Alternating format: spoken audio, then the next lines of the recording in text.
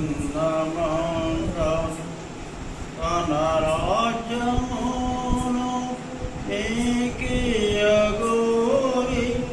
ఉన్నత పిలుపు నీకు నిచ్చెను. తన రాజ్యమును నీకియగోరి ఉన్నత పిలుపు నీకు నిచ్చెను. తన రక్తమిచ్చి నిన్ను కొన్నాడు. తన రక్తమిచ్చి నిన్ను కొన్నాడు. భయపడకుము ఓ చిన్నమంద, దయగల మీకై పిలుస్తున్నాడు. దేవుని రాజ్య మహిమను పొంద సువార్త ద్వారా నిన్ను పిలిచెను. దేవుని రాజ్య మహిమను పొంద సువార్త ద్వారా నిన్ను పిలిచెను. నీవు నడువుము తగినట్టు ప్రభుకు. నీవు నడువుము తగినట్టు ప్రభుకు. భయపడకుము ఓ చిన్నమంద, దయగల మీ తండ్రి పిలుస్తున్నాడు. భయపడకుము. 445 పాట 3వ వచనం 3వ శాఖ. పరిశుద్ధులలో పోతుని జయ పరలోక పిలుపు నీకు నిచ్చెను. పరిశుద్ధులలో పోతుని జయ పరలోక పిలుపు నీకు నిచ్చెను. ప్రభుని స్వాస్థ్యము నీకిచ్చును. ప్రభుని స్వాస్థ్యం నీకిచ్చును. భయపడకుము ఓ చిన్నమంద, దయగల మీ తండ్రి పిలుస్తున్నాడు. భయపడకుము. ఆశ్రయనే ఓడబోరని అర్జన స్వాస్థ్యము భద్రపరచి. ఆశ్రయనే ఓడబోరని అర్జన స్వాస్థ్యము భద్రపరచి. నిశ్చయముగా నిన్ను పిలిచెను. నిశ్చయముగా భయపడకుము ఓ చిన్నమంద, దయగల మీ తండ్రి పిలుస్తున్నాడు. భయపడకుము. తన కుమారుని నీ కొరకియ ఎనుదీయలేదు నీ ప్రియ తండ్రి. తన కుమారుని నీ కొరకియ ఎనుదీయలేదు మన ప్రియ తండ్రి. తన స్వాస్థ్యమంతం మన కొరకిచ్చును. తన స్వాస్థ్యమంతం మన కొరకిచ్చును. భయపడకుము ఓ చిన్నమంద,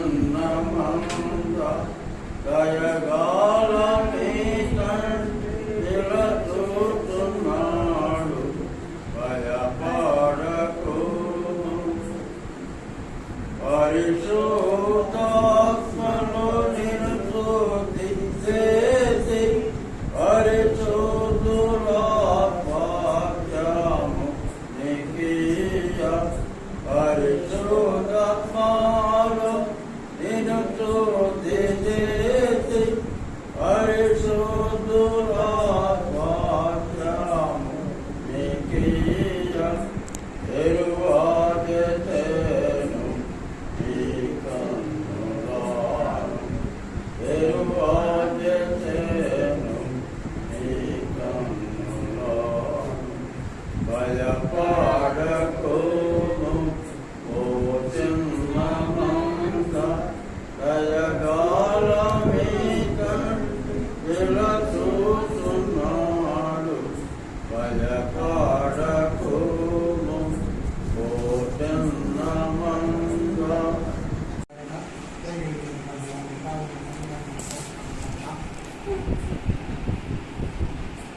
రాత్రికాల సమయంలో బుధవారం సాయంకాలం ఈ విగ్రహముగా మమ్మల్ని సన్నిధిలో సంతోషంగా బట్టి పదినాడు సంవత్సరాలు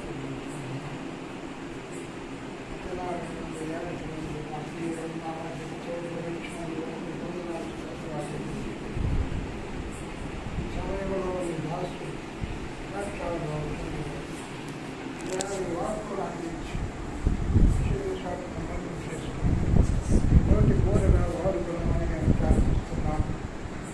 ఉదయ సింహాసనము వాక్కులను బయలుపడి గురువారికి మేలు కలిగినట్టు చూసుకోమని యేసుక్రీస్తు అతి శ్రేష్టమైన నామములో ప్రార్థించి అడిగి వేడుకుంటున్నాను.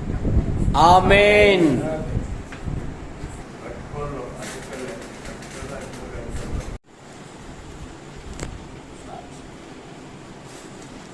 మత్తయి సువార్త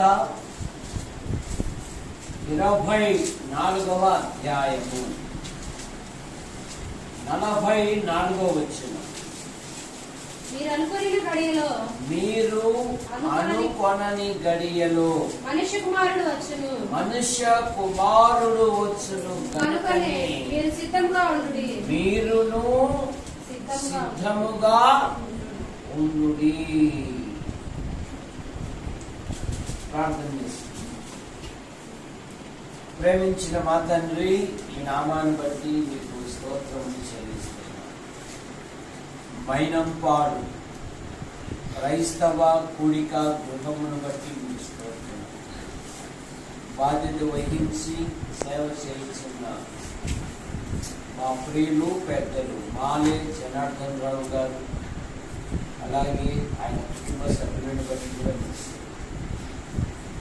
అలాగే సంఘ పెద్దలు, సంఘంలోని ప్రతి కుటుంబాన్ని బట్టి అనేక దినముల తర్వాత ఈ విధంగా కలుసుకొని మిమ్మల్ని స్తుతించుటకు, గణపరచుటకు, మహిమపరచుటకు మీరు ఇచ్చిన ఈ ధన్యతను బట్టి మీరు స్తోత్రం. మా ప్రియులు తెనాల నుండి మరి కేఎస్ శిరోదాస్ గారు నడిపించారు. మీరు స్తోత్రం. ఆయన కుటుంబ సభ్యులను దీవించి వృద్ధాప్యములో వయసు పైబడినను ప్రభు పని విషయములో ఎక్కడా వెనకంజేయక సాగుతున్న విధానాన్ని బట్టి కూడా చూపిస్తుంది. ఆయన కుటుంబ సభ్యులను కూడా దీవించి నేను మీకు వందనాలు చెల్లిస్తున్నాం. మీ పక్షాన్ని నిలబడిన వాడు బలహీనుడు మరుగుపరచండి. నాతోనూ మాతోనూ యంత్ర శబ్దం ద్వారా ఎంతైతే వింటున్నారో ఆకర్షించండి. యేసు ప్రభు నామములో ప్రార్థిస్తున్నాం తండ్రి, ఆమేన్. మీ అందరికీ ప్రభు అయిన యేసుక్రీస్తు నామములో వందనములు. మీ క్షేమము కొరకు ప్రతి శనివారము యాడికిలో మేము ప్రార్థన చేస్తూ ఉన్నాం. మరి ప్రభు సహాయం వలన ఈ విధంగా ముఖాముఖిగా కలుసుకొని దేవుని వాక్యములో సంతోషించుటకు నాకు ఇచ్చిన ధన్యతను బట్టి నేను ఎంతగానో ప్రభుని స్తుతిస్తూ ఉన్నాను. యేసు ప్రభువారు తన రాకడ గురించి అనేక విషయాలు ప్రస్తావిస్తూ మీరు అనుకొనని గడియలో మనుష్య కుమారుడు వచ్చును గనుక మీరును ఎలా ఉండాలంటే విశ్వాసి సిద్ధముగా ఉండాలి, సిద్ధపడి ఉండాలి. 3 వారాల నుండి మరి మన ప్రియులు ప్రకటన చేస్తూ ఉన్నారు కదా, చేస్తున్నారా చేయడం లేదా? ఇలా పలానా రోజు ప్రత్యేకమైన కూడిక ఉంటుంది అని ఆదివారం చెప్పిన ప్రకటన మర్చిపోయినారంట కొందరు. ఎప్పుడు చెప్పిన ప్రకటన? 3 రోజులకే. చూసారా? మరి ప్రభుని ఎట్లా ఎదుర్కొనగలము? మన ప్రభు అయిన యేసు క్రీస్తు వారు ఆయన మొదట వచ్చాడు మనుష్య కుమారునిగా. ఎందుకు వచ్చాడు? సర్వలోక ప్రజల పాప నివారణ చేయుటకు, లోక పాపం మోసుకుని పోవు దేవుని గొర్రె పిల్లగా వచ్చాడు. కారణం, మానవుడు పాపములో పుట్టి పాపములో పెరిగి పాపములో జీవిస్తూ పాప పరిహారము కొరకై అనాది నుండి అనేకమైన ప్రయత్నములు చేస్తున్నాడు. మానవ ప్రయత్నములు దేవుని దృష్టిలో మురికి పేరుకెలు గనక అయ్యో నేనెంత దౌర్భాగ్యులను, ఇట్టి మరణమునకు లోనము శరీరము నుండి నన్ను ఎవడు విడిపించను. మానవుల పాపముల నుండి, మానవుల దోషముల నుండి, మానవుల అపరాధముల నుండి భూమి మీద ఎవరు విడిపించరు. దేవుడు లోకమును ప్రేమించి యేసుక్రీస్తు నామములో భూలోకానికి వచ్చాడు. ఆయన పవిత్రంగా జన్మించాడు, పవిత్రంగా జీవించాడు, ప్రజలకు మేలు చేశాడు. ఆయన గుడ్డి వారికి చూపునిచ్చాడు, అంగహీనులను బాగు చేశాడు, చనిపోయిన వారిని తన మహత్తుగల మాట చేత ఆయన సజీవులుగా లేపాడు, ఆకలితో ఉన్న వారికి ఆహారం ఇచ్చాడు. కాలం సంపూర్ణమైనప్పుడు ఆయన శిలువలో బలియాగమై తన రక్తాన్ని చిందించాడు. యేసు రక్తము ప్రతి పాపము నుండి మనలను పవిత్రులుగా చేయును. రోమాపత్రిక 4వ అధ్యాయము 25వ వచనములో ఆయన మన పాపముల నిమిత్తం అప్పగింపబడి మనలను నీతిమంతులుగా తీర్చబడుటకై లేపబడ్డాడు. లేపబడిన రక్షకుడు హెబ్రీ పత్రిక 9వ అధ్యాయములో ఒక శ్రేష్టమైన మాట మనకు దొరుకుతుంది. హెబ్రీ పత్రిక 9వ అధ్యాయము 27వ వచనములో, 9వ అధ్యాయము 27వ వచనం, మనుషులు ఒక్కసారే మృతి పొందవలనని నియమింపబడెను. ఆ తర్వాత అలాగుననే క్రీస్తు కూడా అనేకుల పాపములను భరించుటకు ఒక్కసారే అర్పింపబడి తన కొరకు కనిపెట్టు వారి రక్షణ నిమిత్తము ఆయన పాపము లేకుండా రెండవసారి ప్రత్యక్షమగును. ఆయన పాపము లేకుండా రెండవసారి ప్రత్యక్షమగును. ఆయనను ఎదుర్కోవాలంటే భూమి మీద మనం ఎలాగుండాలంటే, ఒకటి నమ్మకంగా ఉండాలి. ఎలాగుండాలంట? భూమి మీద నమ్మకంగా. లూకాసు సువార్త 19వ అధ్యాయము వచ్చా? హలో, బైబిల్ చదివేకొచ్చా? చదువు. 19వ అధ్యాయము 17వ వచనము. 19వ అధ్యాయము 17వ వచనము. అతడు బలా నమ్మకమైన దాసుడా, నీవు ఈ కొంచెములో నమ్మకముగా ఉంటివి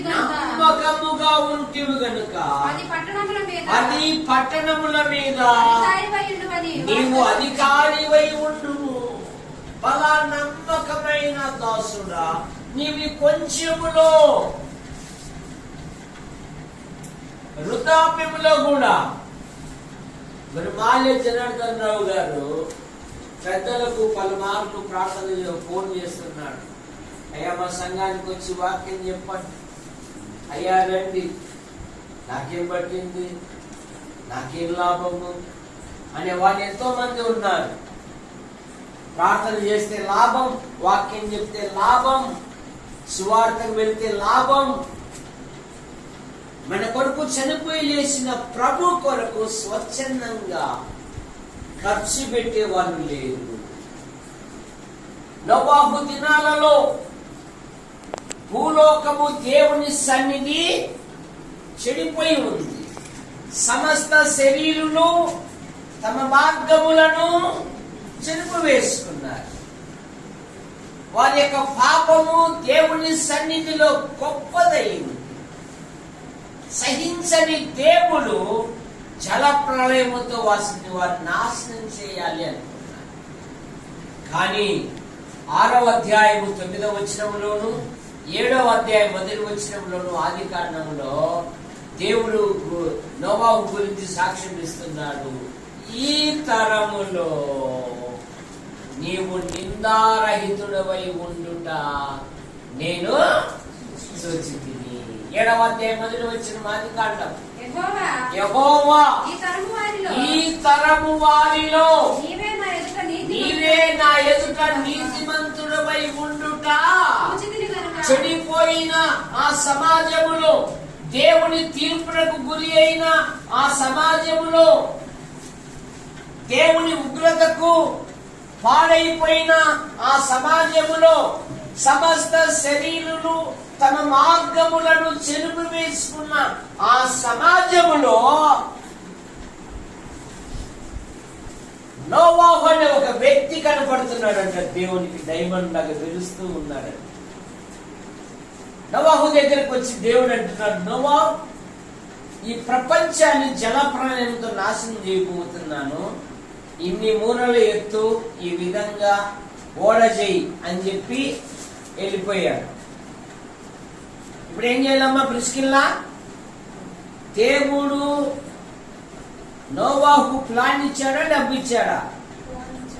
ప్లాన్ ఇచ్చాడు కానీ డబ్బు, కానీ మనకి ఇప్పుడు ప్రతిదానికి డబ్బులే కావాలి. చూసారా, ప్రతిదానికి ఏం కావాలా? డబ్బు. డబ్బు పాటుపడేవారు లేరు. దేవుని కొరకు తమ సమయమును ఖర్చు పెట్టేవారు లేరు. దేవుని కొరకు తమ ఆరోగ్యమును ఖర్చు పెట్టేవారు లేరు. దేవుని కొరకు తమ సంపద ఖర్చు పెట్టేవారు లేరు. ఎందుకు వచ్చాడు దేవదానం గారు? లేమన్నా పంపింటారులే, లేమైనా అందుకే. చూసారా, అలా కాదు.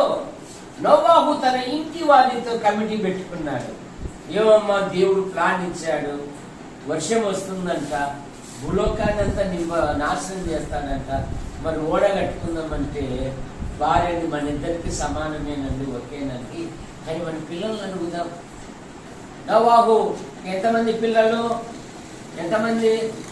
7, 12, 15, 13. అప్పుడప్పుడు బైబిల్ చదువుతుంటావా? నువ్వు మాల్యం తినడుతుంటావు, మనవరాడు కదా, చదువుతుంటావా చదవవా? ఊరికి అర్థం కాడే చూసుకుంటే పొద్దుంతా పోతా ఉంటుంది. బైబిల్ చదువుతా ఉండాలా. ఎంతమంది? ఏమేం పేర్లు? తప్పట్లు కొట్టండి. బాగా చెప్పింది. 3 కుమారులు, 5 భార్యలు కూడా. ఎరా అబ్బాయి ఏమంటారు? డాడీ, ఒకే డాడీ చేయండి. అమ్మా, వీళ్ళంటే నా రక్తం పంచుకొని పుట్టిన వాళ్ళు, మీరు బయట నుండి వచ్చారు కదా, మీరేమమ్మ ఏంది మమ్మ ఎట్లా అంటారు?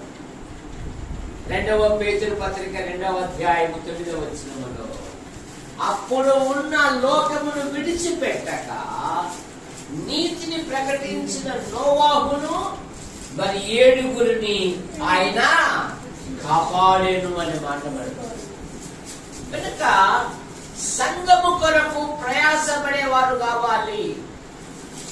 సంఘ క్షేమం కొరకు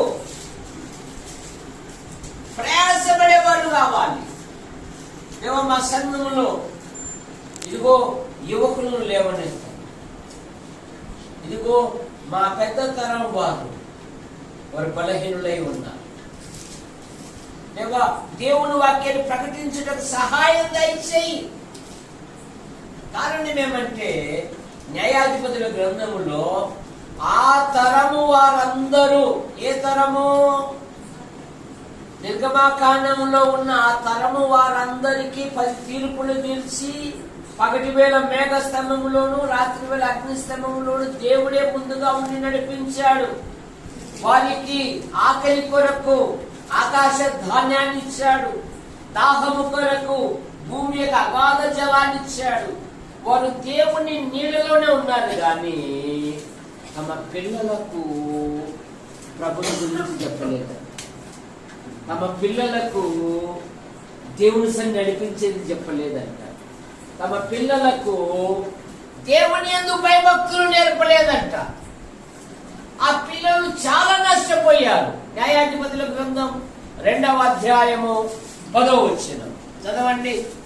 న్యాయాధిపతుల గ్రంథం ఆ తరము వారందరూ తమ పితరుల యొద్దకు చేర్చబడి వారి తరువాత యెహోవానైనను ఆయన ఇశ్రాయేలు కొరకు చేసిన కార్యములైనను ఎరుగని తరము ఒకటి పుట్టగా,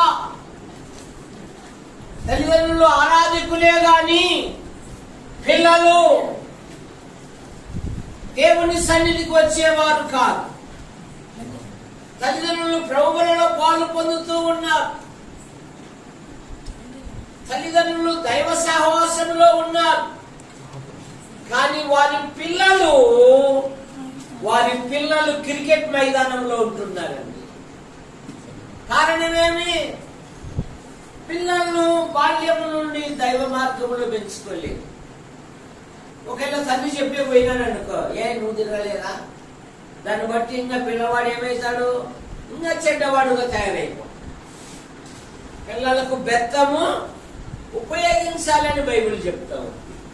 తిమోతి ఇంటిలో విశ్వాసము అనే పదము ఎన్ని తరాలుగా ఉందమ్మా? 3 తరాలు. సింగమ్మ గారు మొదట ఎవరు రక్షించబడ్డాడు? తిమోతి ఇంటిలో. ఎవరు రక్షించబడ్డాడు? తిమోతి ఇంటిలో అమ్మమ్మ రక్షించబడింది. అమ్మమ్మ రక్షించబడినాక అమ్మ గర్భంలో నుంచిన అమ్మ రక్షింపబడింది, కూతురు రక్షించబడింది. కూతురు గర్భంలో నుంచిన తిమోతి కూడా రక్షించబడి పౌలుతో నా కుమారుడా అనిపించుకున్నాడు. పౌలుతో ఓ తిమోతి అనిపించుకున్నాడు. పౌలు గారితో ఓ దైవజనుడా. ఈ పేర్లు మన పిల్లలకు కారణమేమి? వినరండి. మొక్క ఇవ్వండి, అది బాల్యము నుండే ఉండదు. ఎప్పటి నుండల్లా? బాల్యము నుండే. మా తల్లిదండ్రులు మోటోళ్ళైనా మేము సన్న కంతలు వెళ్ళిన కొట్టాలలో ఉండి నన్ను ప్రార్థన చేయించి భోజనం పెట్టేవాడు. మాకు ఆ దినాలలో ఇప్పటికి కూడా భజన తిరుగుతారు వాళ్ళు, కరెంటు బిల్లు కోసం చర్చి.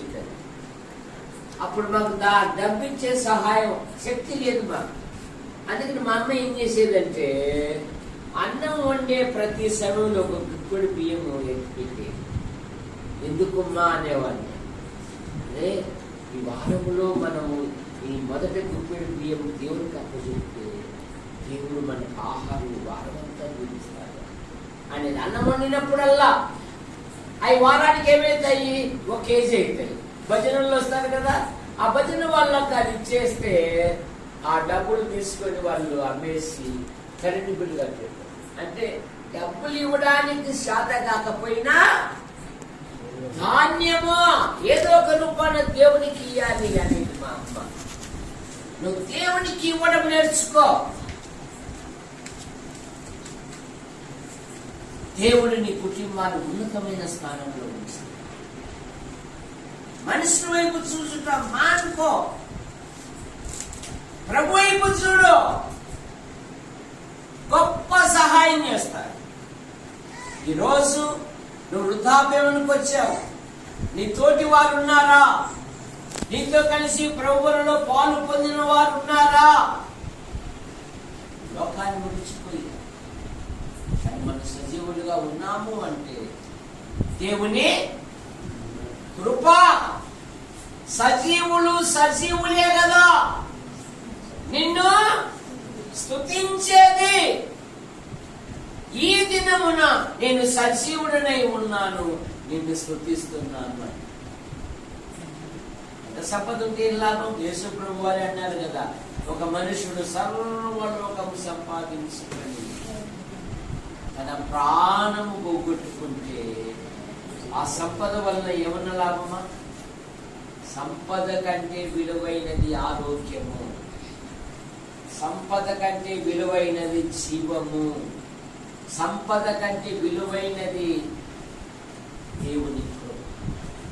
అందుకే పౌలు గారు అన్నారు, నేను ఏమై ఉన్నానో అది దేవుని కృపై ఉన్నది అని. అంతేగాని ఏముంది దేవదానం గారు అయిపోయింది, వాళ్ళకాడు రమ్మంటుంది, ఊరేమో చర్చే అందరికి వచ్చింది కానీ ముసలిదానికి ముసలి రాకపోయింది. పోరా ఎందుకండి అన్న అలా లేదు. 84 సంవత్సరాల వృద్ధాప్యములో అన్న దేవాలయమును విడువక ప్రార్థనలు ఉపవాసములతో కాలము గడుపుతూ ఇశ్రాయేలు విమోచన కొరకు ఎదురు చూసి వారితో ప్రభుని గురించి ఆమె మాట్లాడుతూ ఉందంట. అంతేగాని నేనేం నడుస్తానండి, నేనేం తిరుగుతానండి? కాలేబు వృద్ధాప్యములో ఏమడిగాడు? ఈ కొండ ప్రదేశము నాకిమ్ము. నన్ను మోసే పంపినప్పుడు 40 సంవత్సరాలు, ఇప్పుడు 80 సంవత్సరాలు. కొండ ఎక్కుటకు దిగుటకు నన్ను మోసే ఎప్పుడు పంపాడు? ఎంత బలం ఉందో ఇప్పుడు నాకు అంతే.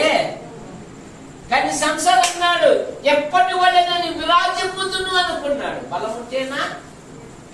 కారణమేమి? పాపానికి చోటు ఇచ్చాడు, పాపానికి దాసోహమయ్యాడు. పరిశుద్ధాత్ముడు అతనిలో నుండి వెడలు. నేను ఎప్పటి వలే, చాలా మంది ఎప్పటి వలే అనుకుంటున్నారు. ఎలా బాబు? పాపానికి చోటు ఇస్తుంది. జాగ్రత్త. ఇదిగో ఆయన రాకడకు మనం ఎలా ఉండాలంటే నమ్మకంగా ఉండాలి. రెండవ మాట, మొదటి కొరింథీ పత్రిక 1వ అధ్యాయము 7వ వచనం. కనుక ఏ కృపావరమందును లోపము లేక మీరు మన ప్రభువైన యేసు క్రీస్తు ప్రత్యక్షత కొరకు ఎదురు చూచు ఉన్నారు. ఎవరి వీళ్ళు? కొరింథీ విశ్వాసులు. కొరింథీలు ఎలాంటి వారు? ఒకప్పుడు చెడిపోయిన వారు భ్రష్టులు, వారి క్రియలు హేయమైనవి. కానీ వారు మార్చబడి ప్రభు రాకడకి ఎలాగున్నారంట? లోపము లేక ఉన్నారు. మన జీవితాలు పరిశీలించిన దేవుడు మనం అన్ని కంతల బతికే, అన్ని లోపాల బతికే ప్రార్థించేది మాని రుద్దురాలు ఏం చేస్తున్నారంటే మాటలు పెట్టుకొని పోతాను చూసేది. ఆడు కూడా పోయాడు. అవసరమైనవి ప్రార్థన చేయి. దేవుని సన్నిధికి వచ్చి, దేవా, ఒకప్పుడు కట్టుబడి యోహాను అనుకున్నాడు, ఒక గొప్ప దైవజనుడు మా దగ్గరకు వచ్చి నడుచుకుంటూ వచ్చి ఈ ప్రాంతం అంతా తిరిగి గొప్ప సేవ చేశాడయ్యా. ఆ సాక్ష్యం నిలబడాలంటే అయ్యా నువ్వు కార్యం జరిగించయ్యా, అయ్యా సహాయం దయచేయ్యా, నా పిల్లలను దేవుని రాజ్యాన్ని ఉపయోగపడే ఒక బలమైన వ్యక్తులుగా తయారు చేయి. ప్రార్థన ప్రార్థన చెయ్యి. నీ పిల్లల జీవితాలలో దేవుడు గొప్ప కార్యం. మనసంతా ఎదుటోళ్ళ మీద. యేసు ప్రభు అన్నారు, నీ కంట్లో దూలం చూసుకుంటున్నాను, ఎదుటివారి కంట్లో నలుసెందుకు అంటున్నాను. మన పిల్లలు మనం కాపాడుకుంటే చాలు, వారే గొప్పవారే కాదు. కనుక నీ ఇంటిలో ప్రార్థన, వాక్య ధ్యానము, సహవాస కూడికలకు రావాలి. రెండవది, ఆయన రాకడ వరకు ప్రేమ కలిగి ఉండాలి అంట. తీర్పు తీర్చుట పక్కన పెట్టాలి. 4వ అధ్యాయము 5వ వచనం, 1 కొరింథీ పత్రిక 4:5. కాబట్టి సమయము రాకమునుపు అనగా ప్రభు వచ్చు వరకు దేనిని గూర్చి తీర్పు తీర్చకుడి. ఆయన అంధకారమందరి రహస్యములను వెలుగులోకి తెచ్చి హృదయములలోని ఆలోచనలను బయలుపరిచినప్పుడు ప్రతి వానికి తగిన మెప్పు దేవుని వలన కలుగును. ప్రతి వానికి తగిన మెప్పు ప్రతిఫలం. ఆయన అన్నాడు కదా ప్రార్థన గ్రంథంలో, ఇదిగో నేను వచ్చేస్తున్నాను, ప్రతి వానికి వానికి సిద్ధపరిచిన జీతము నేను ఇస్తున్నాను. ఈ మధ్య ఒక స్నేహితుడు ఎదురయ్యాడు. ఈ మధ్య కనపడడం లేదు సార్, మరి 12 ఎకరాలు పొలం ఉంది సార్, మా నాయన కూడా చెప్పలేదు సార్ పలానా సార్ ఉందని. కానీ గవర్నమెంట్ వారిని పిలిచి మీ స్థలం ఉంది, మీరు వస్తారా రారా అంటే పోయాను సార్. 1 నెలకి అంత అయిపోయింది సార్. ఇప్పుడు మాకు 12 ఎకరాల స్థలం దేవుడు ఇచ్చారు సార్. మా తండ్రి పేరు మీదనే ఉంది కానీ మా తండ్రి పలానా సాట ఉందని ఏ రోజు కూడా చెప్పలేదు సార్. కానీ ఎబ్రీ పత్రిక 6:10 ఒక మాట ఉంది. ఎబ్రీ పత్రిక 6వ అధ్యాయము 10వ వచనం, మీరు చేసిన కార్యమును మీరు పరిశుద్ధులకు ఉపచారము చేసి ఇంకను ఉపచారము చేయుచుండుట చేత తన నామమును బట్టి చూపిన ప్రేమను మరచుటకు దేవుడు అన్యాయస్తుడు కాడు. నువ్వు ప్రభుని బట్టి చేయి చాపావు, నువ్వు ప్రభుని బట్టి పరిచర్య చేశావు, నువ్వు ప్రభుని బట్టి పరిశుద్ధులకు ఆతిథ్యం ఇచ్చావు. ఎవరైనా ఆర్థిక సహాయం ఉంటే ప్రభుని బట్టి నువ్వు ఇచ్చావు. మేలు పొందిన వాడు మర్చిపోవచ్చేమో గాని యేసుక్రీస్తు నామములో నువ్వు చేయి చాపావే, అది ఆయన మర్చిపోను. అది ఆయన మర్చిపోడు. అందుకు నిదర్శనం ఎస్తేరు గ్రంథం. ఆమాన్ అనేవాడు యూదులందరినీ ఒకే దినమున 127 సంవత్సరంలో ఉరిదీయాలని శాసనం రాయించాడు, పుట్టించాడు. కానీ యూదులందరూ ఉపవాసంతో ఉన్నారు. 6వ అధ్యాయం 1వ వచనంలో ఏముందంటే, రాజుకు నిద్ర పట్టాడు. అక్కడ రాజుగారిని హత్య చేయుటకు 2 ప్రయత్నం చేశారు. అది మొర్దెకై నివృత్తి చేశాడు. అది డైరీలో రాయబడింది కానీ బహుమానం ఇవ్వలేదు. ఇక తెల్లారితోనే హామాను రాజు సన్నిధిలో కనపడి, రాజు కనపరిచి వారికి ఏమేం చేయాలి అన్నారు రాజుగారు. అహం దగ్గర ఈ సంస్థానంలో నన్ను గాక రాజు చేత ప్రశంసించదగిన వాడు ఎవడున్నాడు? ఏం లేదు రాజా, నీ వస్త్రాలు వేయాలి, నీ బంగారం వేయాలి, గుర్రం మీద కూర్చోబెట్టాలి, సొయాన నేను ఊరల్లో దింపాలి అంట. రాజుగారు అన్నాడు, నువ్వు మొదటికే చూస్తావు. వారపాలకుడు ఏమయ్యాడు? ప్రధానమంత్రి అయ్యాడు. దేవుడు శత్రువు చేతనే దేవుని పిల్లలకి ఏం చెప్పించాడు? సన్మానం చేయించాడు. కనుక మీరు చూపిన ప్రేమను మర్చిపోయి దేవుడు మేలు పొందిన వాడు మర్చిపోవచ్చేమో, కానీ యేసుక్రీస్తు నామములో నువ్వు మేలు చేశావే, అది ఆయన మర్చిపో. అందుకే దావీదు ఎప్పుడు ఏమంటాడంటే, నా కన్నీళ్లు నీ బుడ్డిలో భద్రముగా. కొన్నేళ్ళతో ఏమంటున్నాడు, నీ ధర్మ కార్యములు, నీ ప్రార్థనలు జ్ఞాపకార్థముగా ప్రభు సన్నిధిలో చేరినవి. జ్ఞాపకార్థం. మన మనసు అంతా లోక సంబంధమైన మనసు. పశువు ఊడిస్తే ఏమొస్తుంది, పట్టబలిస్తే ఏమొస్తుంది, ప్రసంగం చేస్తే ఏమొస్తుంది. చిన్నగానే తింటున్నాడు. ఏం తింటున్నాడు? మందులు తప్ప. ఏం తింటున్నాడు? మందులు తప్ప ఎవరన్నా తింటున్నాడా? బలహీనుడు అయిపోయాడు. పాపం కుమార్తె కోసం 4 సార్లు పూజ చేశాడు. అమ్మాయి రామ సులభులు అయిపోయింది. ఆమె కూడా షుగర్ పేషెంట్. అమ్మో ఈ ఎండ నేను రాలేను, నేను ఎండ తగ్గింది, నేను 2 నెలలు వస్తాలే అంటే నేనేం పొదాంప అంట. అయ్యా మనం పోతే అక్కడ ఆ శిల్లా పనులు పూలు ఇంటికాడ ఉండాలి, కానీ ఎండ తగ్గింది అప్పుడు పొదాం లేదు, నేనేం పొదాంరా అని చెప్పేసి. కనుక నువ్వు చేసే ప్రతిదీ దేవుని లెక్కలో దాచబడి ఉంటుంది. 4వ మాట ఆయన సన్నిధిలో నిరపరాధులుగా ఉండాలి. 1 తెస్సలోనికీయుల 5వ అధ్యాయము 25వ వచనం. 2 మాటలు 5:25.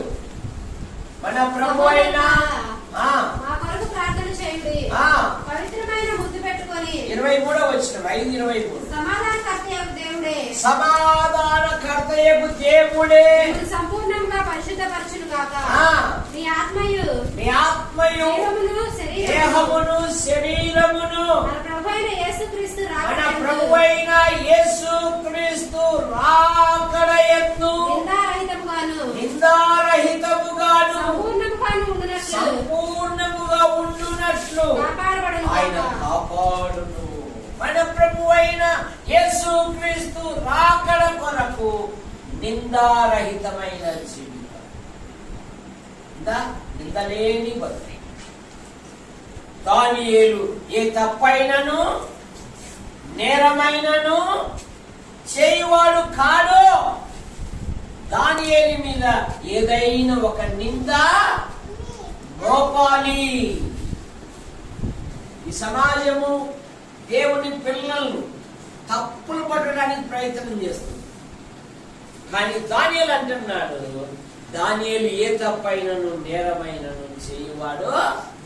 ఆ సింహాల గోడలోకి వచ్చినప్పుడు రాజుగారు అంటున్నారు, జీవం గల దేవుని సేవకుడైన దానియేలు, అనుదినము నీవు సేవించుచున్న నీ దేవుడు నిన్ను రక్షింపగలిగిన రాజా చిరంజీవమునుగాక.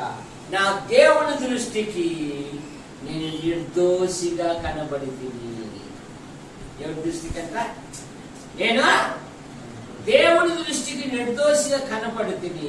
సింహములు ఏ హాని చేయకుండా వాటి నోళ్లను మోయించెను. అయినను నీ ఎదుట కూడా నేను తప్పు చేయువాడని కాదు కదా. నేను తెలుదా రాజా నాకు జీవితము అని అడుగుతున్నాడండి. దాన్ని నిందారహితమైన జీవితం. మా దగ్గర కడప నుండి ఒక ఫ్యామిలీ వచ్చింది. ఆడేమో 6 అడుగుల్లో ఉంటాడు.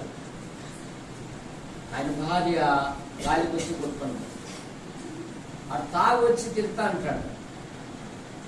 ఆ అమ్మాయి వేట కూడా వాళ్ళ చేతుల్లో పెట్టి, భర్త చేతుల్లో పెట్టి, నా బ్రతుకులో నా జీవితంలో నీకు లోపం ఏదైనా కనబడితే ఈ వేట కొడవలతో 2 ముక్కలు చేయంటారు. ఏమంటే నా ప్రవర్తనలో నీకేమైనా ఒక లోపం కనపడితే నన్ను నిలువునా 2 ముక్కలు చేసి అంటారు. కారణమేమి? నేను అలాంటి దాన్ని కాదు కదా. ఎందుకు మాట్లాడుతున్నాను? మన ప్రభు అయిన యేసుక్రీస్తు రాకడయందు నిందారహితమైన జీవితం కలిగింది. మొదటి తిమోతి పత్రిక 6వ అధ్యాయం 14వ వచనంలో సంపూర్ణమైన విధేయత ప్రభు కొరకు నిలబడాలి. మన ప్రభు అయిన యేసుక్రీస్తు ప్రత్యక్షమగు వరకు నువ్వు నిష్కలంకముగాను అనింద్యముగాను ఆజ్ఞలు గైకొనవలెనని మన ప్రభు అయిన యేసుక్రీస్తు రాకడ కొరకు నువ్వు నిష్కలంకముగా ఎక్కడే కానీ పొరపక్షలు కనుక.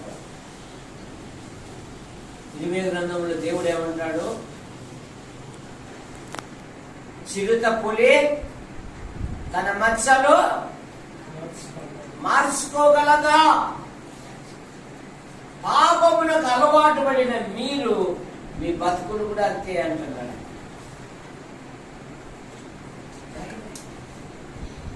నిందారహితమైన అబ్రహాముతో అంటున్నాడు, నా సన్నిధిలో నీవు నిందారహితుడుగా జీవించు అంటాడు. 17వ అధ్యాయం 1వ వచనంలో ఆదికాండం.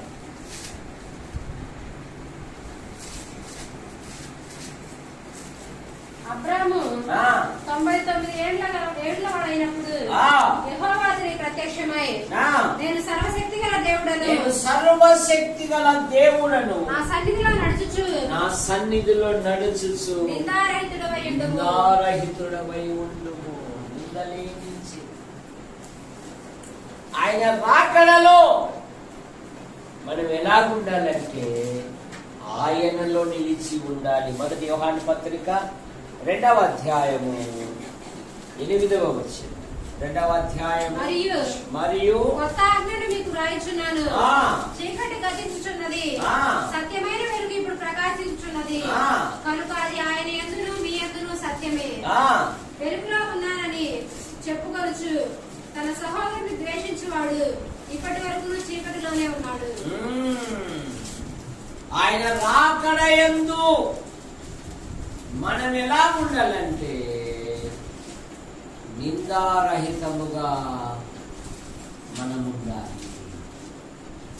కనుక ఆయన రాకడలో మన ఆధ్యాత్మిక జీవితంలో మనం ఎలాగూ ఉండాలంటే, ఒకటి ఏమంటున్నాడు?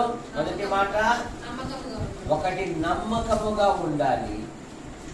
2 లోపము లేని వారుగా ఉండాలి. 3 ప్రేమ కలిగిన వారుగా ఉండాలి. 4 నిరపరాధులుగా ఉండాలి. 5 సంపూర్ణమైన విధేయత కలిగి ఉండాలి. 6 ఆయన యందు నిలిచి ఉండాలి. అప్పుడే మనం ఆయనను ఎదుర్కొంటాం. ప్రార్థన ప్రార్థన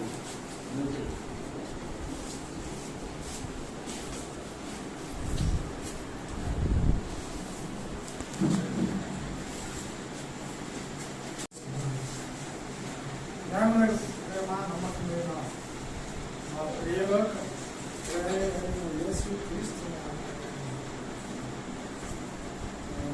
ప్రేమించి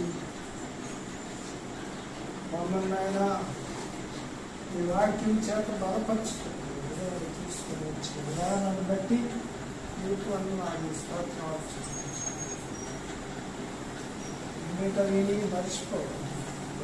భద్రపరుచుకుని ఏ ప్రతి చోట్ల ఆయన అందరినీ నిలిచి ముందు లేని వారిగా జీవించి నా ప్రేమ కలిగి వాక్యం ద్వారా అనేకమైనటువంటి మాటలు మాకు వినిపించినారు. మా జీవితాలకు అది ఎంతో మేలుకరమైన ఉపయోగకరమైన మా బిడ్డలకు కూడా ఆచరణకరమైన సహాయం చేయండి. నేను ప్రార్థిస్తున్నాను. ప్రార్థన ఆలకించేదేమి ఆలకించి ఊరుకుండేవాడు అంటాను. ఆ మాటలు మాకు అనుగ్రహించి దేవునాయన నిలుగులుగా నిలిచి సహాయం చేయండి. ప్రార్థన చేయండి.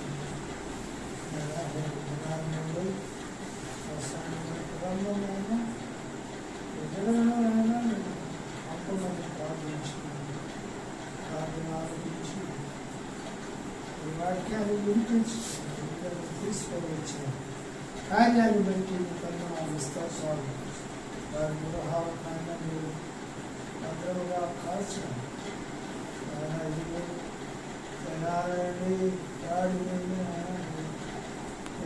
తోడుకొని వచ్చిన ఆరోగ్యమైన అనారోగ్యం ఎండలు అధికముగా ఉంది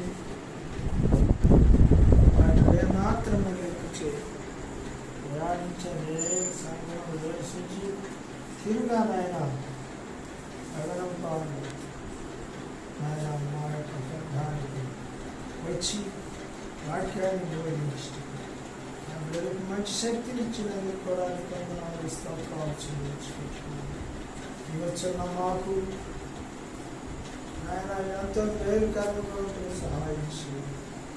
ఇంకా రాని వారి అందరూ ఉన్నారైనా అందరూ ఆయన వారిని ప్రేరేపించి ఈ సన్నిధికి వచ్చినట్టు వారిని ఆయన ప్రేరేపించి నేను ప్రార్థన చేసి సహాయం చేయండి. ప్రతి విశ్వాసం భద్రపరచండి, ఆశీర్వదించండి. కార్మికులకు ఈ ప్రోగ్రాంకు రాష్ట్రం వరకు రాను కలుపుకోవడా ప్రారంభిస్తున్నాను. క్రైస్తవుల పట్ల ఎంతో దాని ఉదార స్వభావం కలిగి సహాయం చేయండి. యేసు ప్రభు నామములో అడిగి వేడుకొని ప్రార్థిస్తున్నాము తండ్రి. ఆమేన్. మీ అందరికి వందనాలు. అట్లాగే అందరూ చక్కగా నిలబడండి. ఒక చిన్న ఫోటో దిగండి.